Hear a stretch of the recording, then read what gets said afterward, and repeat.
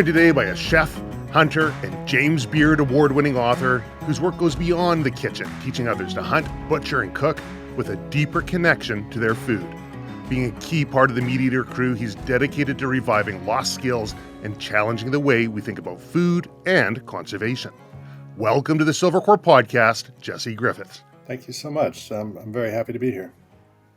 You know, I got your book here, the Hog book. Oh, perfect. This was a gift. It's actually autographed by you. A buddy of mine, I was down in Austin, Texas a few weeks ago, I guess a month and a bit ago, for my very first hog hunt. And I've never seen a wild hog before. I still haven't seen a wild hog because we didn't see any on our hunt. But Trevor from Man Bar, he's been on the podcast before. He makes a meat sticks. He's like, you gotta read this book. I picked you up a copy. This guy, Jesse, he's phenomenal. He knows everything about hogs. And here we are. Now I get to chat with you and learn straight from the guru himself. Oh, well, I'm disappointed my state did not produce a hog for you because we have some here and we have an excess of them. And I'd like to be more amenable to visitors and get everybody. Basically, at the airport, you need to check a hog on the way home. No matter what you're doing. Yeah, well, we were able to still hunt some whitetail. That was pretty cool. Oh, that's awesome. Yeah, it was a different experience for me. I've never hunted from a stand over a feeder before. We saw lots of turkeys. Of course, turkeys weren't in season. Mm-hmm. I think I've seen more turkeys than I've ever seen in my life. Just coming down, counting. I forget. I lost count after about 80 or so as coming out of their roost trees, and but not one hog. That was definitely going to have me coming back down to Austin again. But that's something that you do, isn't it? You take people out, and you've been doing this for about 16 years, I think, teaching them hog hunting. What's that all about? Yeah, so that's the new school of traditional cookery. And there's two kinds of classes that we offer. One would be the 5-day class in which we do start to finish, sighting in guns all the way through a hunt. And typically that's going to be for whitetail and hogs, both in combination. And then we also do a lot of day classes. So 3 to 4 hour class at the restaurant typically that's just revolving around the butchery. So we just break down usually a hog and a deer-like animal, or maybe 3 hogs, depending on what the class is really focused on. And so it's just a short form butchery class. And that one is super popular. And we're actually kind of moving in the direction of just doing those now. So for a decade and a half, pretty much, we did take lots and lots of people hunting. We probably had about 500 people come through that program.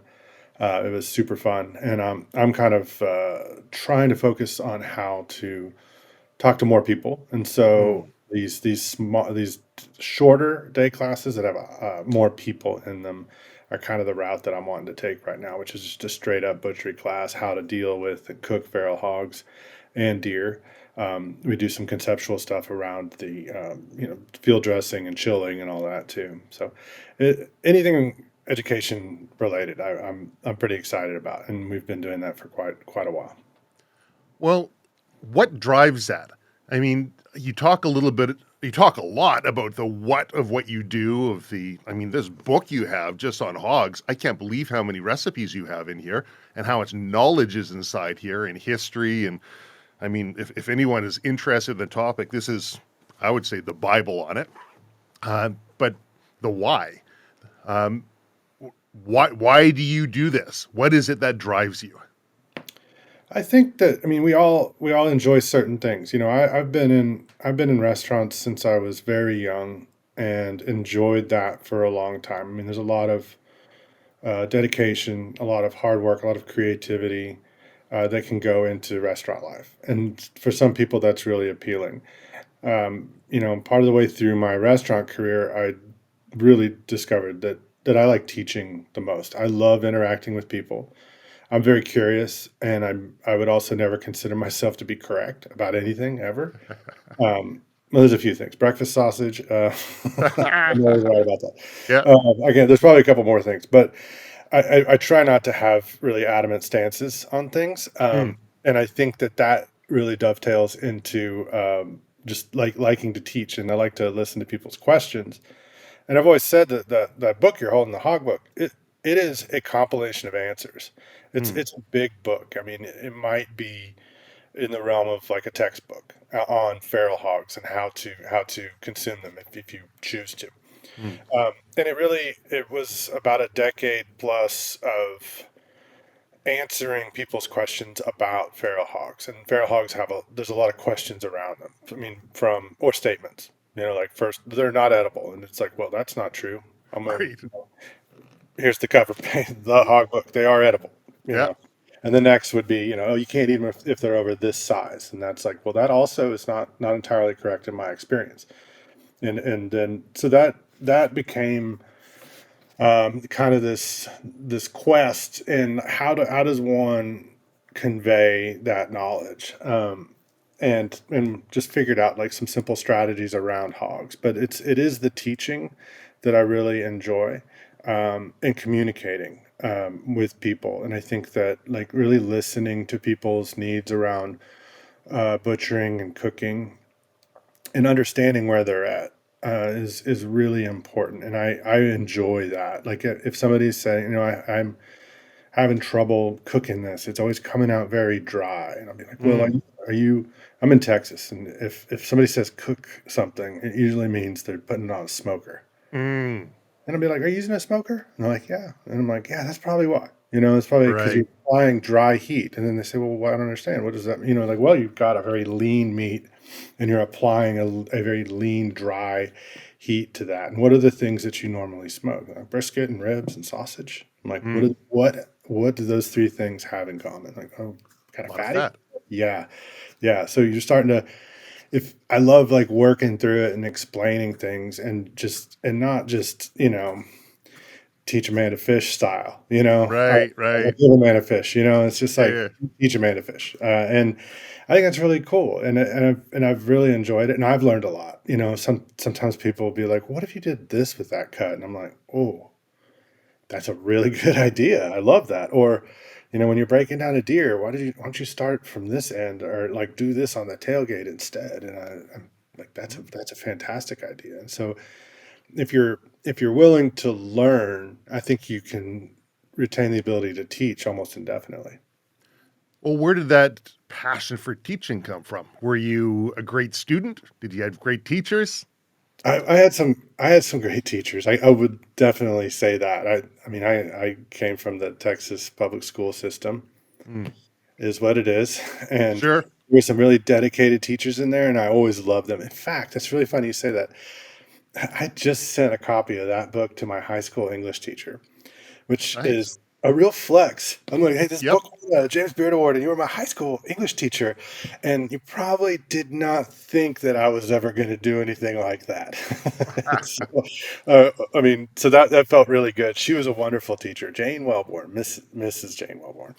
Mrs. Um, Wellborn, Yes, thank Mrs. you. Wellborn. Thank you, Mrs. Wellborn. You were amazing.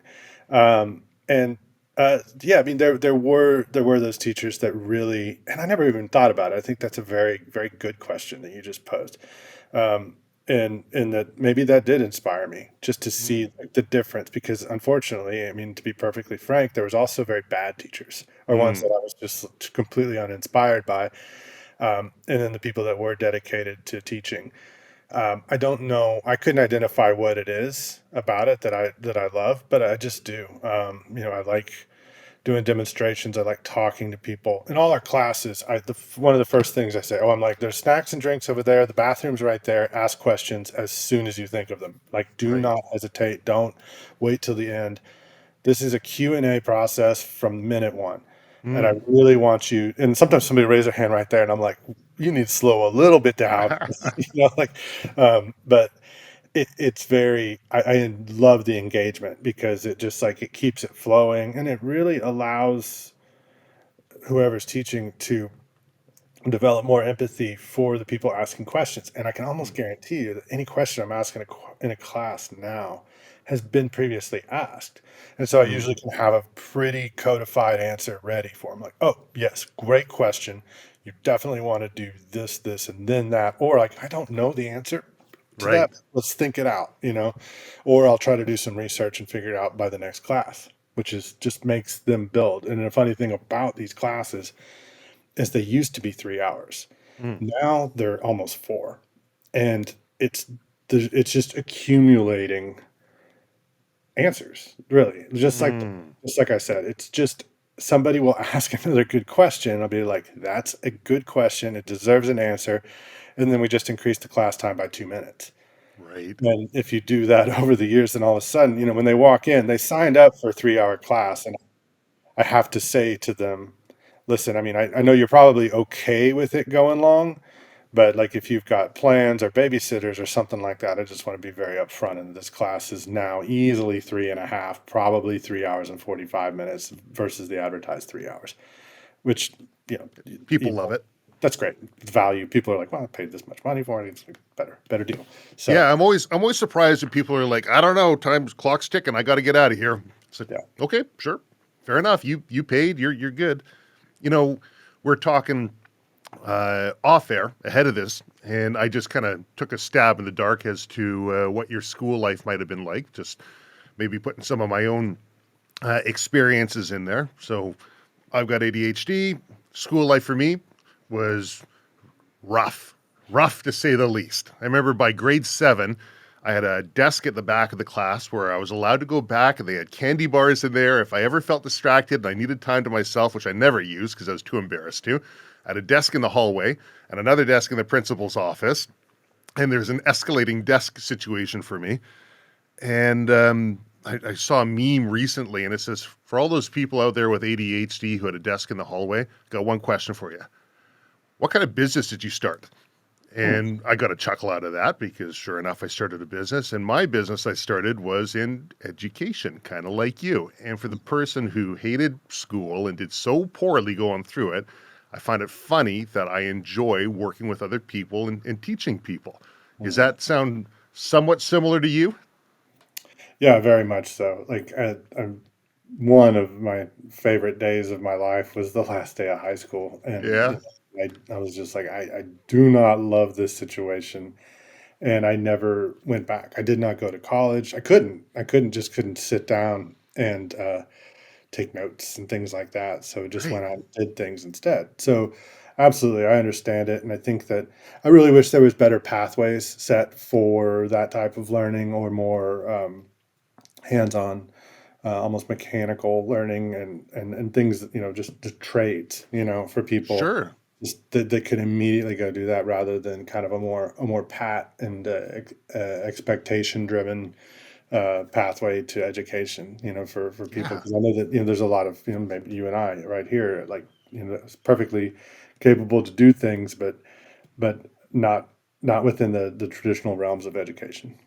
Yeah. I remember I had a Mr. Latimer. What was his first name? I'm trying to remember. He was an English teacher, and man, he had this book he had us all read called Shoeless Joe. And the book Field of Dreams was based on the book Shoeless Joe by W.P. Kinsella. And we had this big report that we had to do on this. And in typical ADHD fashion, I didn't do any of the work, and the clock's ticking. And we had this massive report we had to do on the author, and it was coming up. And so I did a bit of research, and apparently the author was local. And so I'm like, well, I don't know. I like puzzles, and I like to find ways around things ethically and properly to get around stuff. Why don't I just track the author down and have a conversation with him? And it turned out he lived in Hope, or at least that's where the last address was.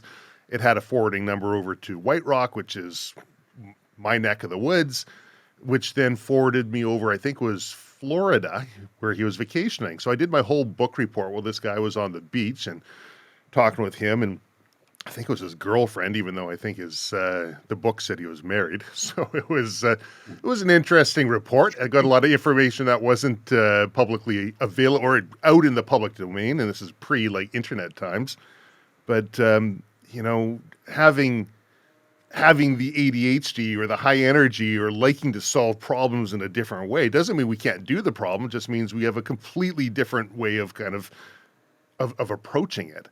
And I So look at I look at what you're doing, and you've taken a completely different way of approaching something that's been done a lot before, but you're taking a completely different twist with the conservation and the wild food, and and how you're connecting people with their natural environment, which is really cool. Right. I mean, and just like what you just said is like you would, it didn't seem like you saved any time or effort Not at all. in going. And I mean, just even geographically, you spent a lot of time and burned a lot of gas just to do it. Probably the most effective way is just to get a little face to face time and to truly understand it rather than reading a lot of notes and trying to decipher and then just almost regurgitate that. So I can appreciate that story quite a bit. It's pretty cool. Well, you've got an interesting connection with your local environment too. And I remember when I was looking through some of your work and listening to some of your podcasts, I think you mentioned in one that you've never eaten black bear before. Correct. Is Well, that I have never hunted black bear. I've tried it a couple times. okay? So you have hunt. You've never hunted black bear, and I think you said that you didn't have any desire to hunt black bear. And I think the reasoning was given that you didn't have a desire to hunt kind of outside of your area code, more or less. Yeah, I mean it's a little yeah for the most part. I mean, and I want to be super clear. I'm not opposed to hunting black bears All whatsoever. right, I would love sure, to sure. go on a black bear hunt with a local.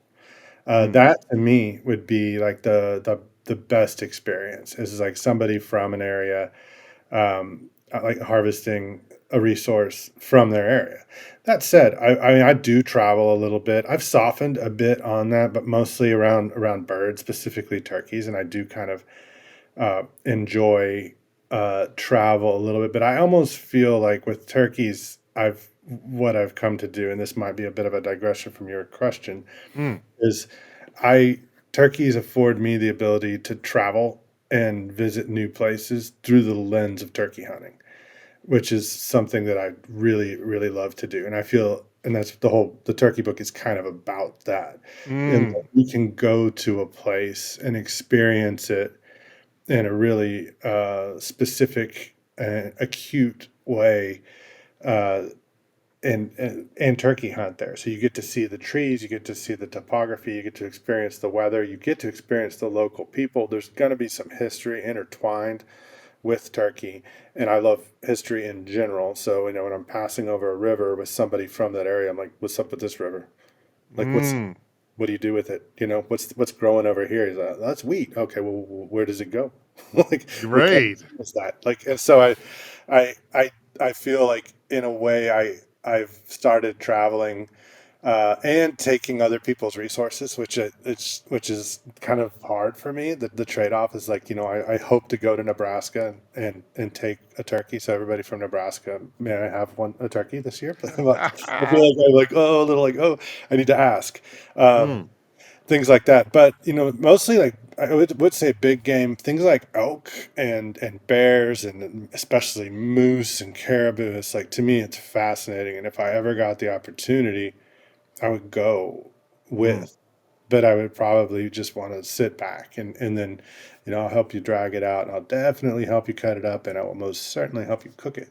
mm-hmm, Or you can tell me how you do it and how people in this area like to do it. And that to me, that's almost more fascinating. But I mean, mm, I do have an entire restaurant based off of the ethos of local resources and only using those.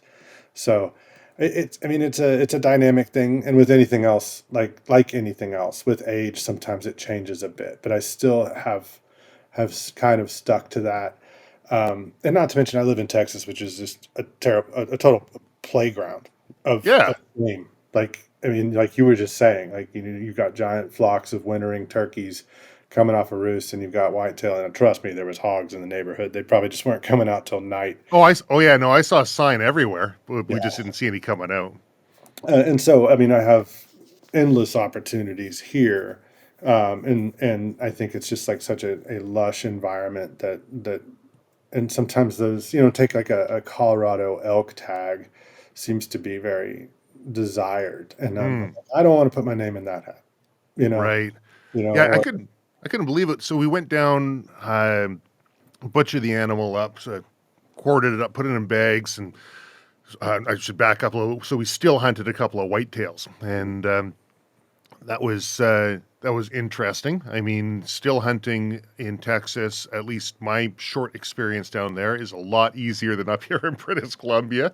It seemed to be a lot more abundant game, and I don't know if I was just got lucky or the time of the year or what it was, but I could easily see archery hunting for whitetail from the ground, Mhm. as opposed to over here in BC. My attempts at archery hunting have been, I mean, the deer are always farther away than you'd like, and they're always pretty skittish.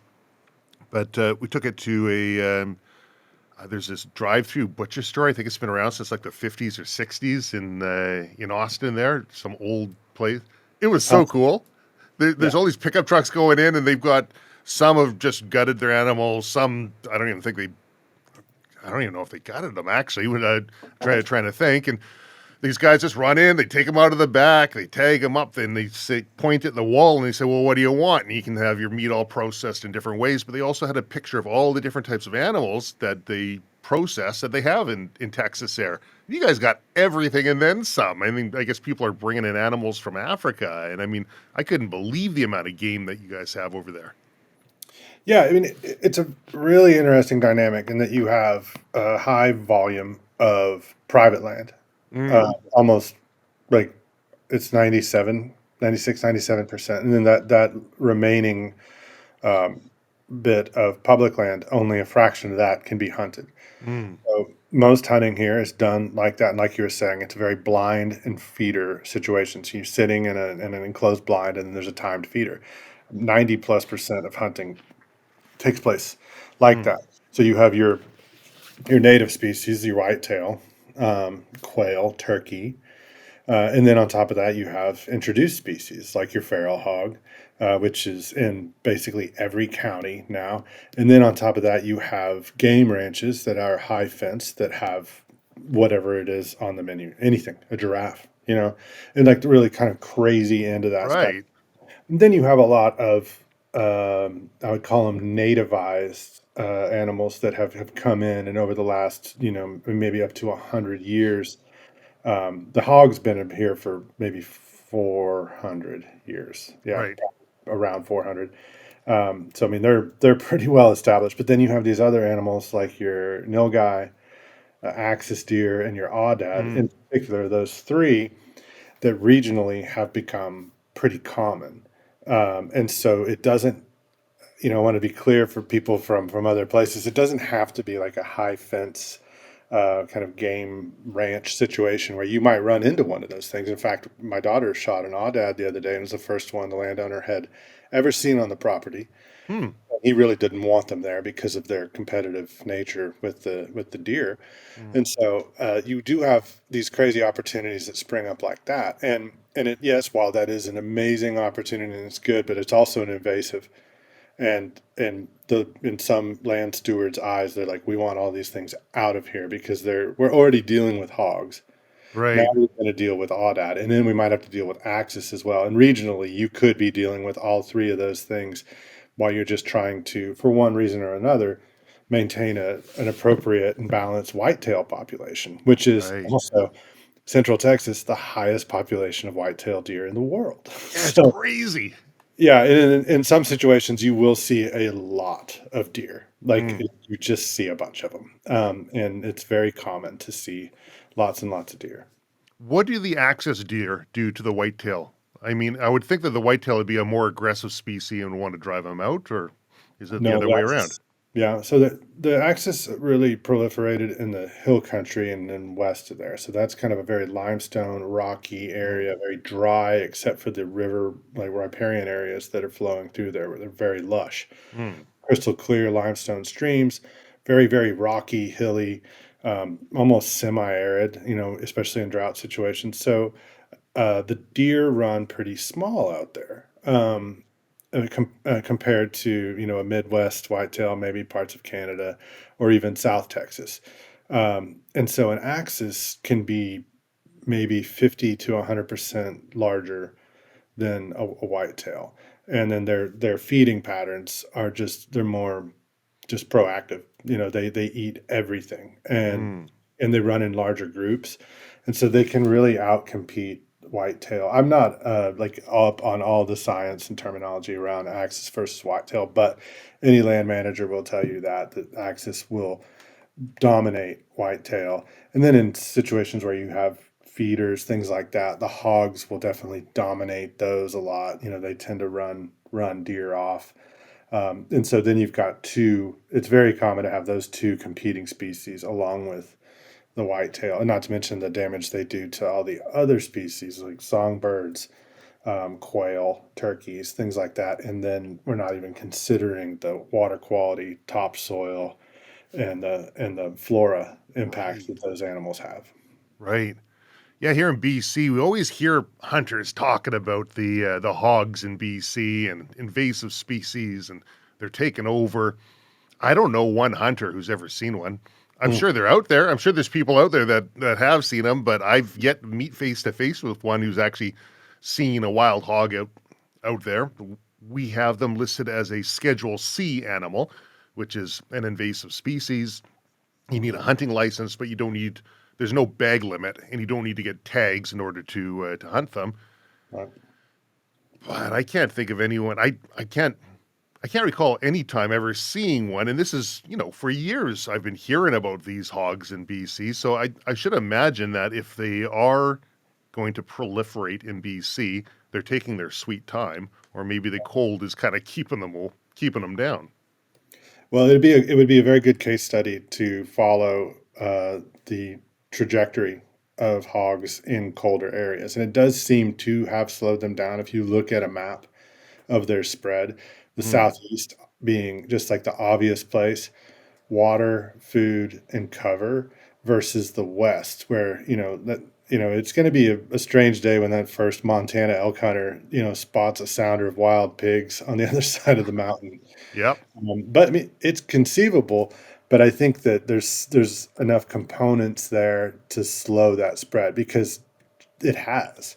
If you look where they're at, it's Texas. We have half of them here in the United States. The Mm. population, about half the population resides here. The rest of it being spread out in the southeast, and then California as well.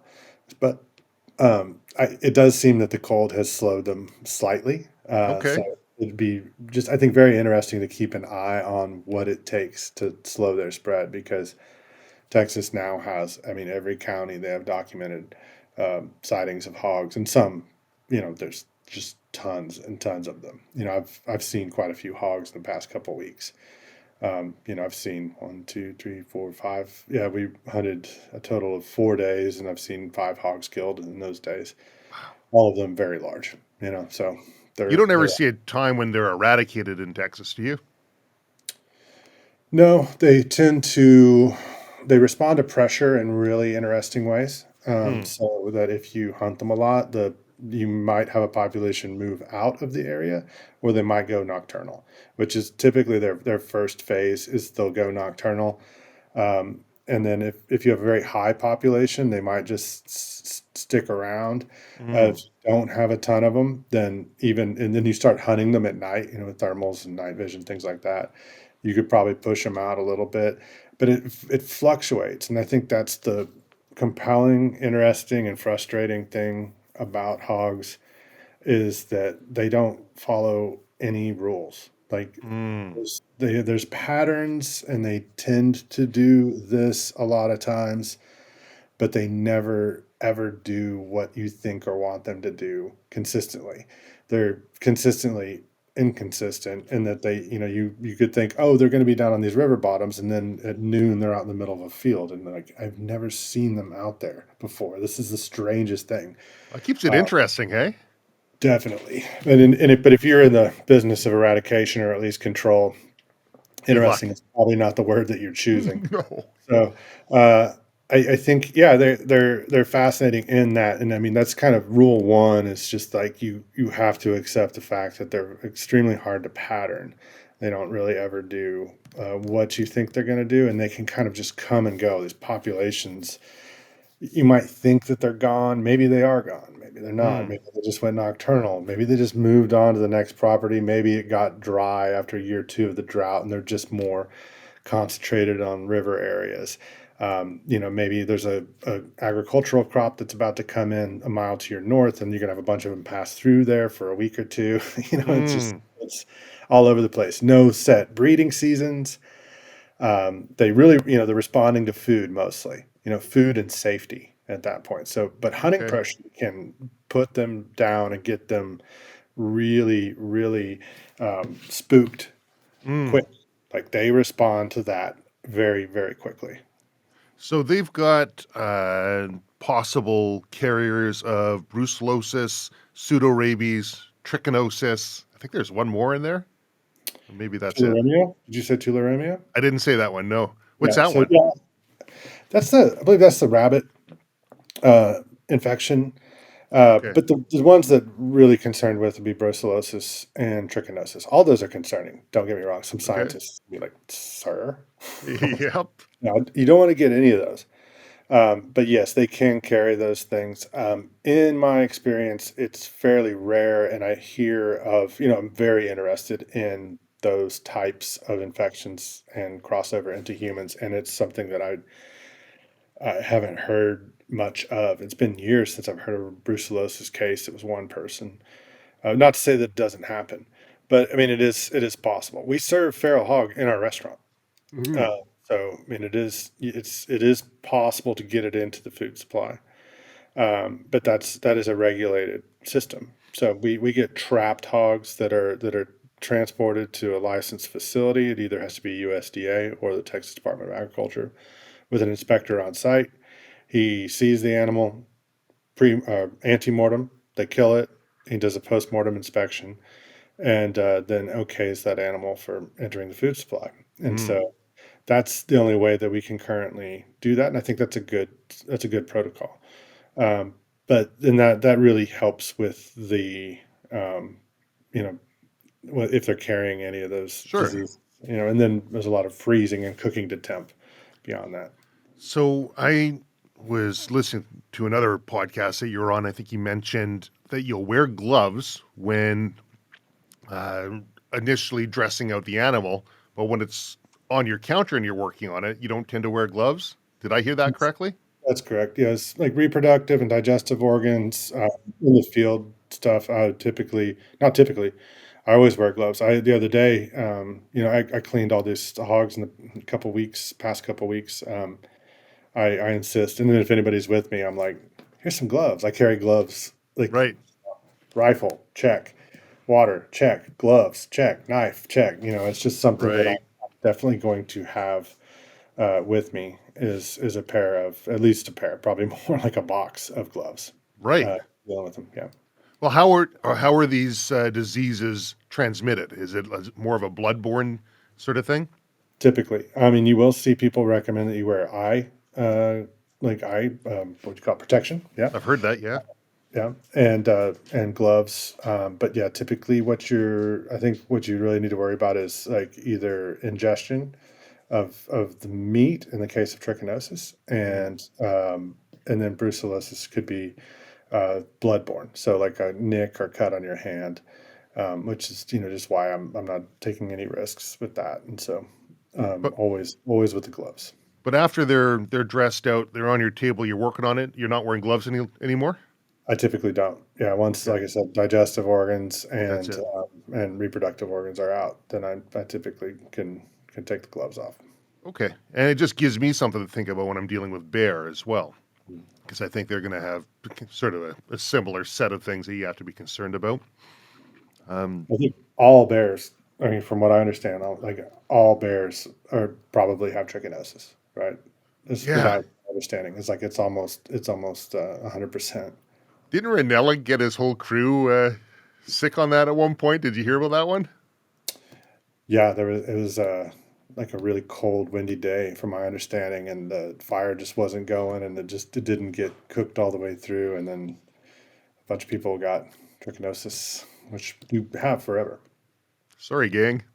Yeah, Yeah, yeah, they do have it forever. Like it's dormant. They never have. I don't think they have to worry about it, right?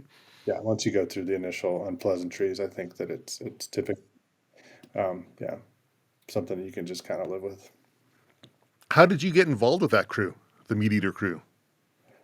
I work with them. I'm kind of in the orbit there. I'm friends with Steve. We just had dinner a couple weeks ago, and um, I'll hunt with Giannis this spring. We'll do some turkey hunting. It was a few years back. I just got called upon to do the podcast. They had a podcast tour, and so they're going around, and they came to Dallas. Hmm.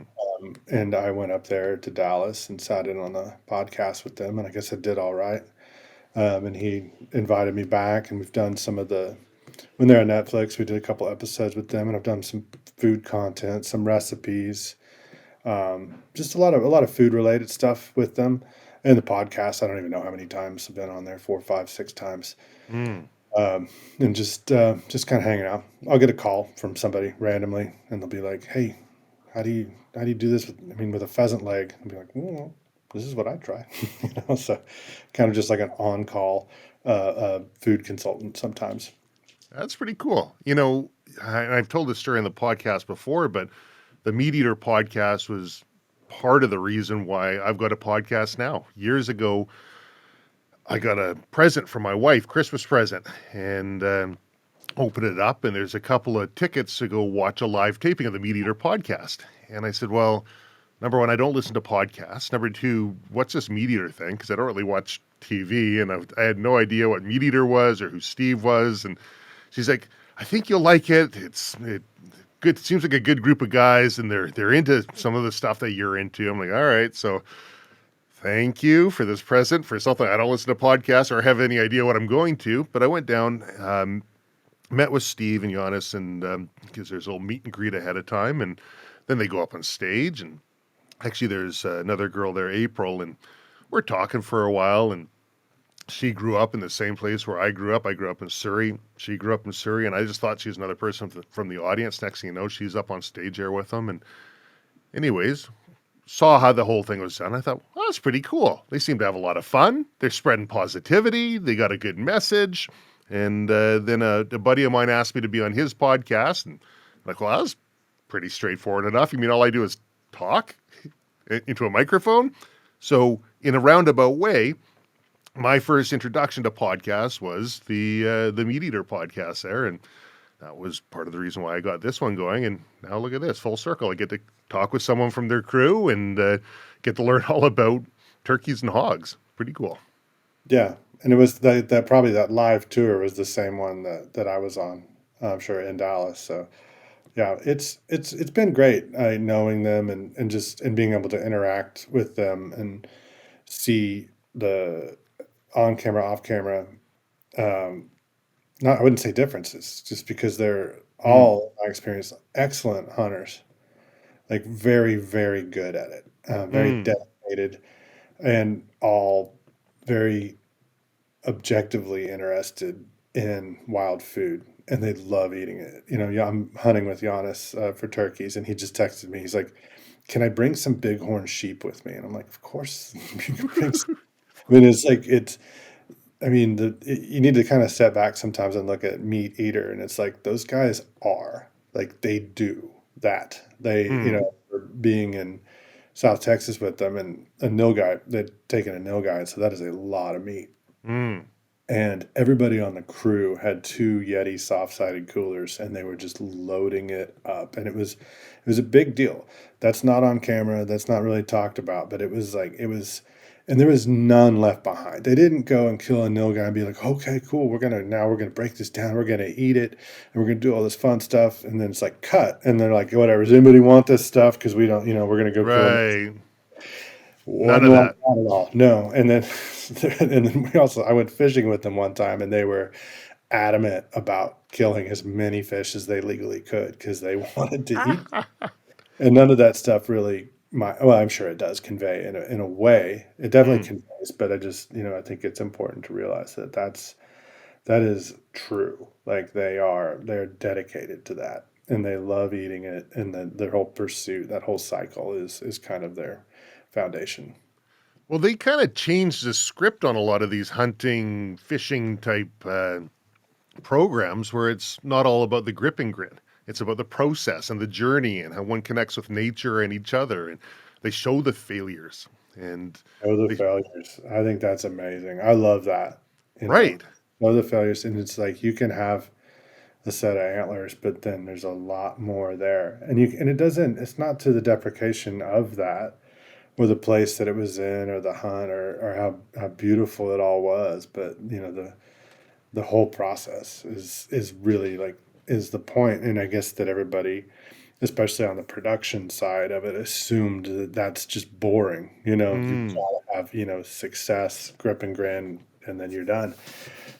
But that's like I don't think any of us really function that way. I mean, there's people that are, but it's like sure. it is. I just went on a chucker hunt, and I mean, we saw some. Maybe I had a shot at one, but I didn't take it because I was a half a second too slow. And if you were to say, "Hey, do you want to go do that again?" and you'd be guaranteed to not shoot a chucker, I'd say 100%. You Right. know, yeah, I would totally do that again. I mean, and that's the whole essence of turkey hunting is, you might be successful, Mm, maybe not. It's really about the process, and it's like the Tom is in charge. You're there. You're gonna make mistakes until your last turkey hunt. You're never going to really fully learn this thing. And I think that's the compelling thing about that. And I love eating them, too. So, yeah. I mean, that really drives me. But turkeys, for me, I mean, along the lines of this topic, were like the animal where I really kind of matured a little bit beyond just being ultra pragmatist. Steve used to make fun of me for it. He's just like, man, you're just so he's like, "Do you have fun?" Because I would Ah. be like, I mean, I want to go shoot a deer because I need this, and this in my freezer. Um, Mm, Turkeys kind of cured me of that in a lot of ways, I think, in that I I didn't look back on 3 days of unsuccessful turkey hunting as a failure. mm, Just because I didn't have anything to show for it. It's like I need, I don't have any turkey to fry now. And some people that might the ancillary view of that would be I don't have a trophy or I don't I didn't shoot a big buck, but to me it was always like my freezer has this much space in it, needs to be filled, and then if I didn't do that it was a failure. And so the turkey kind of cured me of that. It taught me like, oh hey, you can go sit in the woods for a couple days, and be unsuccessful, and it's okay, And mm. then what? But what needs to happen is you need to get better at this, you know. If because I mean you need to, but you don't have to. Bring some turkey home. So do you look at like your whole year and basically do mental meal prep for the year and say, okay, now I need this in my freezer? Or do you say like, okay, my freezer is this big.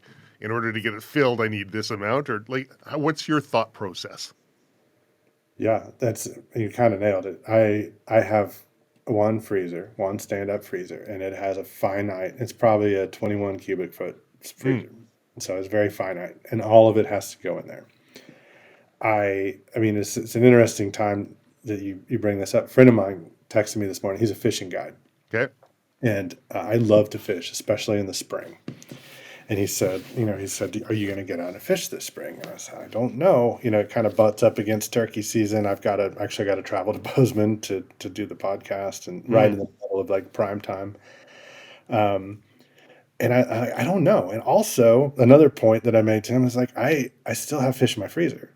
Like I don't know if mm, if I'm allowed to go fishing. And it's like and then once we've between me and my daughter, once we've killed the deer, I stop. You know, mm. it's like we're done. We don't need anymore. And then maybe another reason why like hey, come on an elk hunt. I'm like that's so much. That's the entire Right. freezer right there. And I mean, I'm sure it would be fun, but is it whole freezer fun? To me, that's why turkeys are kind of amazing, is because you can have a lot of fun and not fill up the entire freezer, but you still get a lot of Right. good meat. So yes, I do manage it. We will be eating the very last portion of turkey the night before turkey season opens, which is Beautiful. completely by design. And maybe this is just like people are listening to this, being like, "This guy is like nuts. Like, what Uh, do you?" But I plan it out that way, and like we'll just meter it out, we'll ration it, and then we'll have. I mean, it's going to be tenderloins too. We're gonna end this or like start the season or end it on tenderloins, and then the next day it's like, well, you need turkey. Oh, I love And it. I love that. I mean, we have also the luxury of having hogs, which have no closed season and don't even need a license, even if you're non-resident. That's everybody. Listen, like you don't have to have a hunting license to hunt pigs in Texas. Non-residents, residents included. Nobody Mm-hmm. needs. Pretty cool. Mm-hmm. So, I mean, at any point, with a little bit of arrangement, I could probably go out and hunt a pig if the freezer was looking dire. But Mm. yeah, it is freezer management, and that's also. I mean, I think that's a fun lesson in determining your priorities.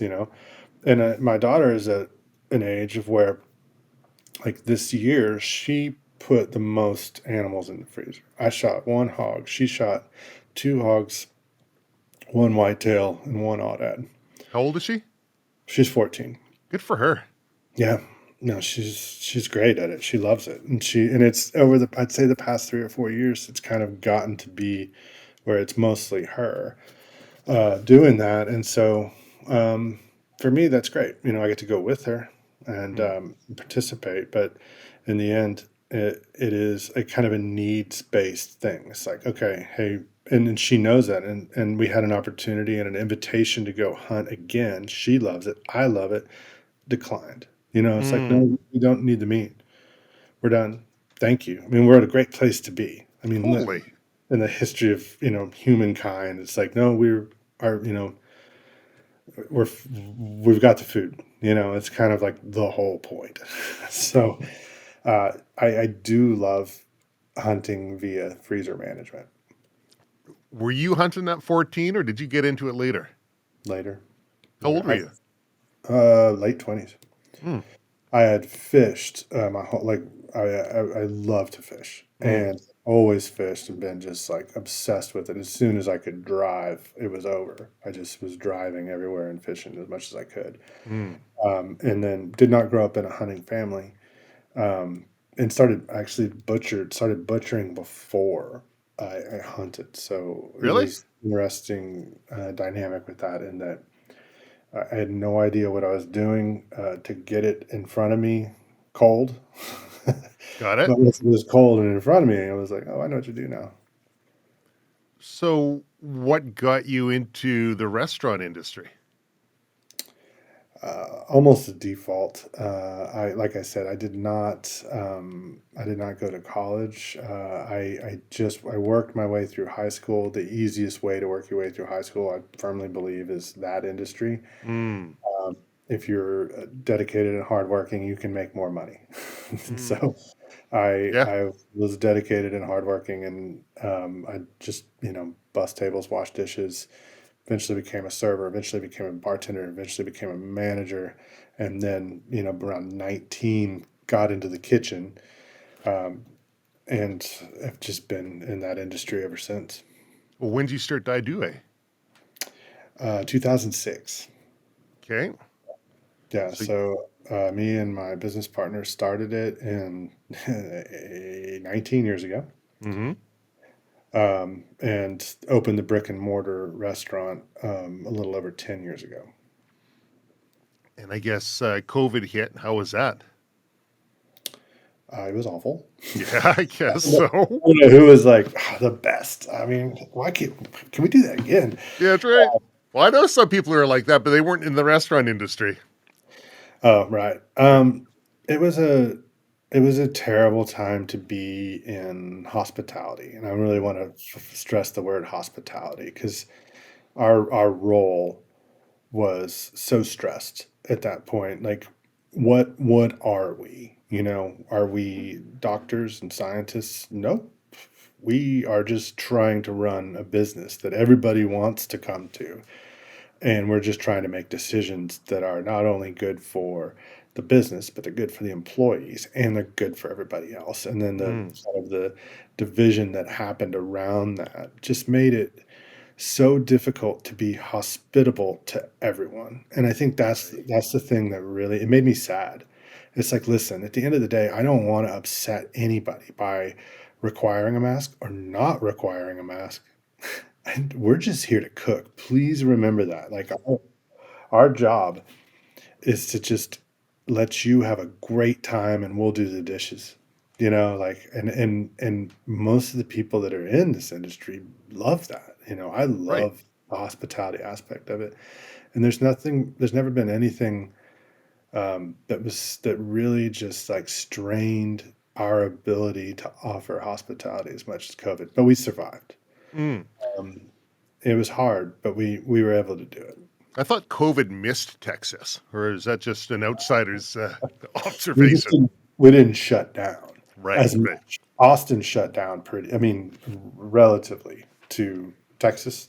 right. We had more closures and rules and things like that, but also kind of the collective consciousness here was a little more um, careful, cautious Sure. than other places like rural Texas. You could go and it was just wide open.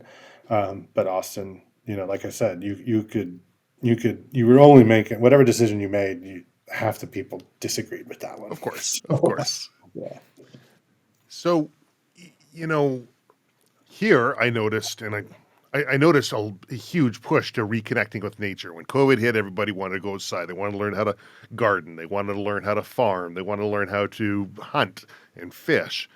How did that affect what you do in your business, dealing with wild game and doing the courses and your yeah, literature?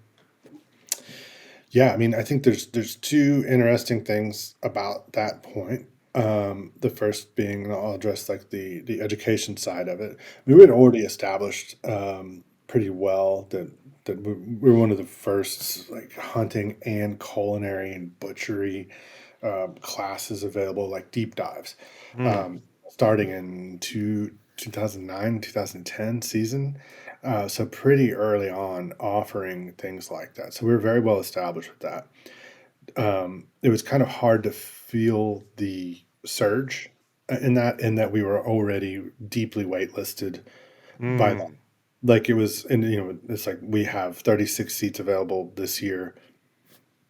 They were full anyway. But the day classes definitely, and then you saw a slight, not a slight, but you saw a pretty interesting, what I think, great demographic shift in there, and just like more people of all types wanting to mm. participate, which I guess there's arguments around that, but I think is wonderful. I love it. I love just like seeing all different types of people, at the campfire or at the table talking about something and all like learning, maybe this person over here grew up around it. His great grandfather taught him how to hunt. Mm. And this person maybe thought guns were evil a year ago. Yeah. To me, that's the best group, because everybody's now all of a sudden everybody has something really cool in common and a different perspective on everything. And so that was one way. Another thing about COVID, more maybe restaurant related, was that our supply chains were so short that they weren't disrupted. Mm. I think it's just really fascinating, and that you heard a lot. Oh, because the Midwest shutting down because meat packing plants can't distribute. And we're like, well, that's terrible. But at the same time, I can call our beef producer, our pork producer, our quail producer, our chicken Right. producer. They live, hour and a half from here. Nothing changed. So I mean, there was fluctuations in grain prices and things that kind of would trickle down to that, but at the Mm. same time, we were widely insulated from macro issues during that. Conversely, and again, a little bit of a digression, when we had these really severe freezes here, Mm. um, in central Texas or in Texas in general, like unheard of freezes, like 7 days of, under in the teens, with Mm. no infrastructure. We lost power, we lost water, everything. People were dying. It was awful. Mm. We couldn't function during the small, during the regional disaster. Those chains were immediately broken, and the bigger supply chains were able to mend themselves and kind of start to have that influx sooner than ours did. The recovery Mm. was a little quicker, but I thought that was just really interesting. I don't have an answer Yeah. the right way to do it, but it's just like when you have a system where you're only sourcing things locally, it thrives in a widespread issue, but it's harder in a more acute and geographically specific issue. Mm. But that's where, community steps in and you start seeing people step up and be like, hey, we're going to get this done, because you have those forged relationships and they are in your local community, which is the most important thing. Right. So I think it did, uh, you know, it increased our awareness not only of wild resources, but also of, agricultural and local resources in general, or let's Mm. just use the word resources, because whenever something like that is strained, it shines a lot of light on our role as stewards of whatever that thing is. You know, Mm. if you have massive pollution in your local river, everybody's like, "Whoa, that affects us." Okay, well, we need to fix that. Why did that happen? Mm-hmm. Or if you're like, "Oh, hey, the only place I could get vegetables was at the farmers market for a little while," and it's like, yeah, you Perfect. should listen to that. Yeah, totally. And it's like, well, there's not enough farmers markets and then it's like, well, you should listen to that too. Totally. I'm like, why aren't there? It's like, well, it's because, I don't know, we just don't get out to them. What'd you just say? You didn't get Yeah, out? exactly. Well, what if you went when it's not a disaster? Right. And you went so much that the people there couldn't keep up with the demand. And then what happens? The supply steps in. And it's just like, it sucks when bad things happen. But Mm-hmm. in time, it did it did illuminate a lot, not just for us, generally, but for me specifically. I was like, oh wow, this is really interesting about people wanting to get out there and hunt, people wanting to bake their own bread. Oh Like yeah, make huge. A lot of people wanted to make a sourdough, right? we our top seller. Specifically. We turned into a grocery store basically because the restaurant was shut down for Yeah. for a good while, and we were selling anything that wasn't bolted down. And yeast was one of our top sellers. Everybody was just buying That's yeast crazy. because it was hard to find at stores and whatnot. And we were able to buy 50-pound bags. And Mm. it was it's such a strange time, but I think that it did really allow us to be granted a very new and refreshed perspective on resources. Where do you see things trending in the future when it comes down to how people eat out or cook for themselves or utilize their resources? Because, the conversation, we talk about hunting shows like MeatEater, who place an emphasis on how the animal's procured and how you use every piece of meat, and that the Mhm. relationship that we as animals ourselves have with our external environment, you start to see a bit of a trend shift. Restaurants like yours that serve wild game, Mhm. people start having a greater education as to where their food comes from and how to consume it. Do you see this as something that'll kind of burn out as a fad and the big fast food chains will be taken over, or do you see a different trend in our future? I mean, it's a constant battle between that, like giant conglomerates and corporations and chains that don't have anyone or anything's interests at Mm, heart. And that's if that's not apparent by now, then I mean, I don't know how to convince anybody. right. I I think yes. I mean, one of the most amazing things about the past, 20 something years is the flow of information, and you just see how people respond and they learn and educate. Um, I think that like a really good example would be lard. We used to Mm. sell lard at the farmers market, and people would walk by and point at that word and laugh, lard, lard, lard. And now nobody's laughing, you Oh, know. And we didn't do anything. Well, I mean, maybe we helped in a small way to be like to normalize lard, which needed no normalization. oh, What needs explanation and normalization is canola oil yeah. Get rid of the or Crisco. soy. Yeah. Yeah, get rid of it. Like, and but the propaganda effect that had been, applied to lard was effective. But then Mm. through people just becoming educated by themselves, like just educating themselves. We're able to realize like, oh wait, this is not some evil substance, Mm, and I think it's just a good example of yeah. that, how that happens. I hope that we're able to treat. I mean, just treat our resources with more respect, whatever those are. If we have ranchers that are doing great things, they need to be supported. Farmers that are doing great things need to be supported. And the best way in this society to support business is to spend the money. Yeah. You know, they have to be financially sustainable.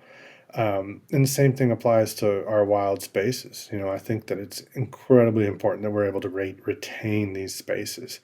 That's coming from somebody that lives in Texas. And so, like I said at the beginning, like our public land, private land ratio is off, versus Oregon or South Dakota or whatever. Or I'm not Canada. or Canada. I'm not Like saying that. we're basically all public land. Right. Right. I'm not saying it's wrong at all. In Mm. fact, I'm a little bit in love with the system here in Texas because I see lots of incredible examples of private land stewardship and Mm, sharing that land with, I mean, what could be called the general public. There are people out there that will be like, yes, you can. This program allows you to hunt out here.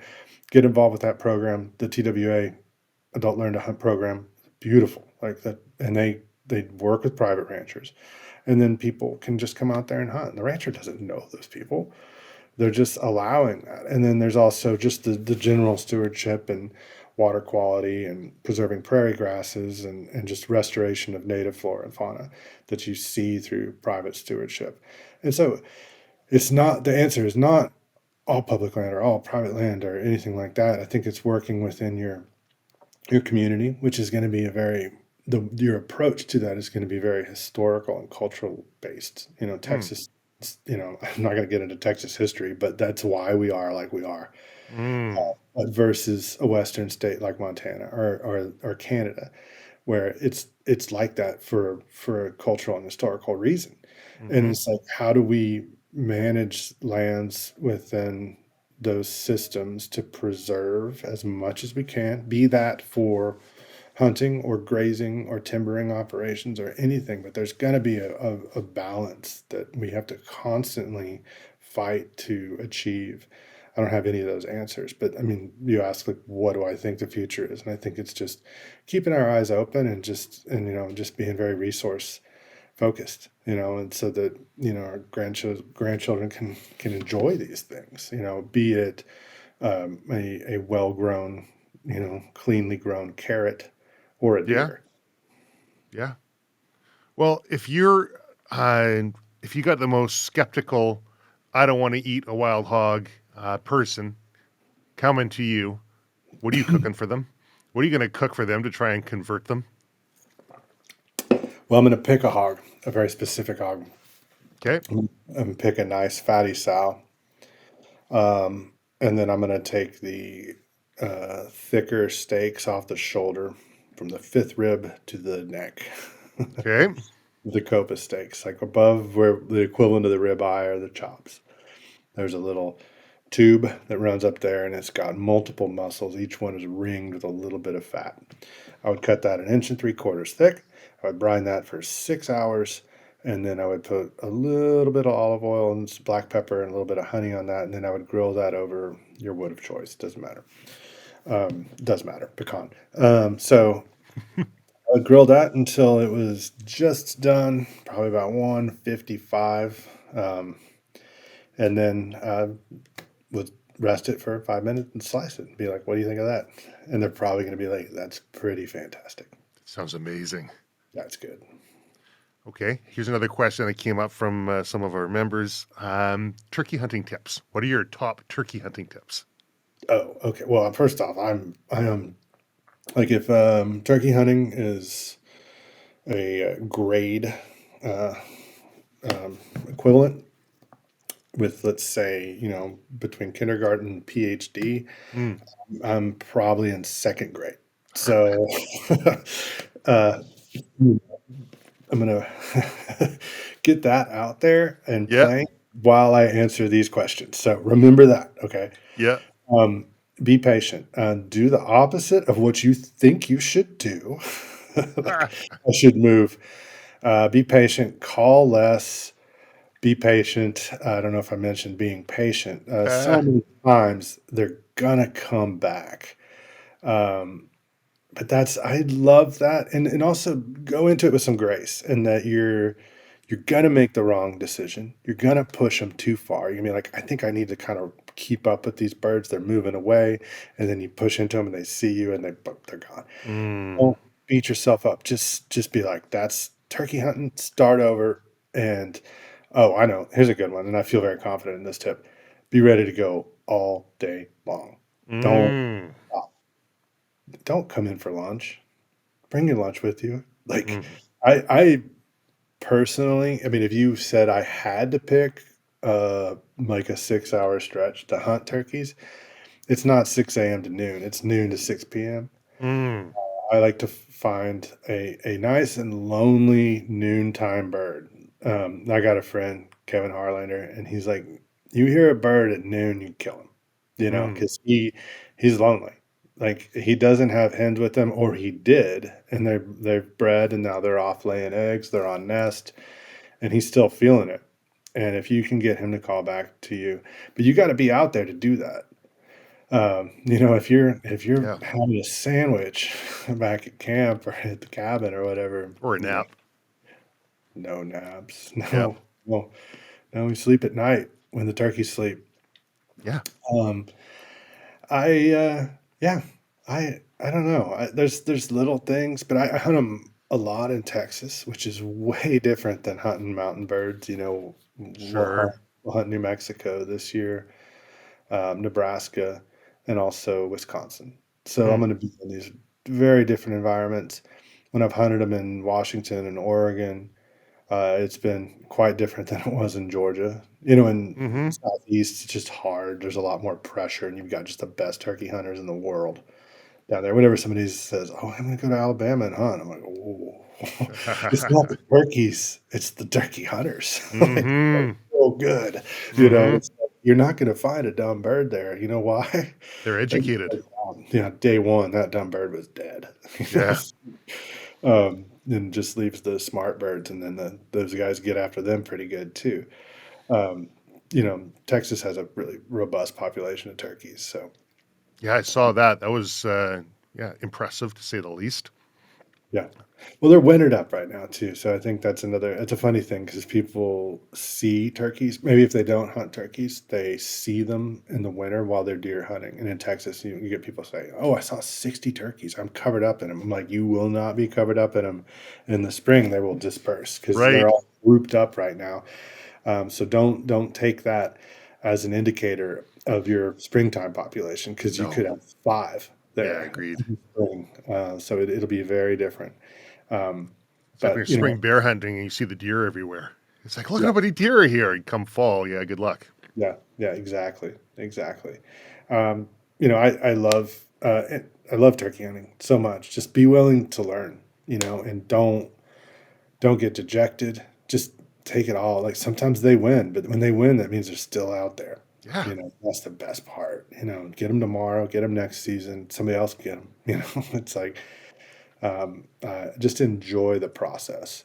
And Mm. when you, and I think it is because when you do connect and when you do make it happen, and you get a nice tom, it feels so good because you've put in your work. Mm.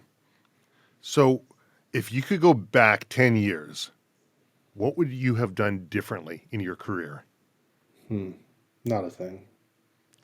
I got to stop asking questions like that because every single time everyone says the same thing. Why would I change a thing? Every once in a while somebody comes up with something, but if what did Sugur say on No Country for Old Men? If the Oh, path, if the rule that you followed has led you that's here, of what use was that rule? Well, if I'm happy where I am right now, why would I change that? hmm exactly. I have kind of a dream job. I am involved with this restaurant that I I love, and I think that people love it, and I'm very proud of it. I think the restaurant does great things. I get to interact with great people. I get time to spend with my daughter in the field. And I have a terrific turkey season coming up ahead of me. Wouldn't change a thing. Is there anything that we haven't talked about that we should be talking about? Did we talk about turkeys yet? I like to talk about turkeys. I'm just kidding. Yeah, we can talk about turkeys some more. No, it's we're approximately 5 weeks and 2 days away from turkey season starting, so I'm just a little fired up. So no, I don't know. I've got these 2 books out. I love supporting those, and maybe planning on doing some more stuff like that. But I think just any kind of education media is what I'm looking forward to. But yeah, I don't know. I think that we've covered quite a bit. You asked me what my favorite cut of feral hog is, and I was able to say that, which is I think important, a good starting point for people to think about on their next when they're booking, like you booking your next hog hunt to Texas. It's just eyes on the prize.